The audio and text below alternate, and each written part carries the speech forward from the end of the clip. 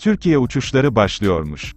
Ural Airlines havayolu şirketi, tur operatörleri TUI ve Coral Travel ile birlikte 5 Temmuz'dan itibaren Türkiye'ye charter seferlerini başlatacaklarını duyurdu.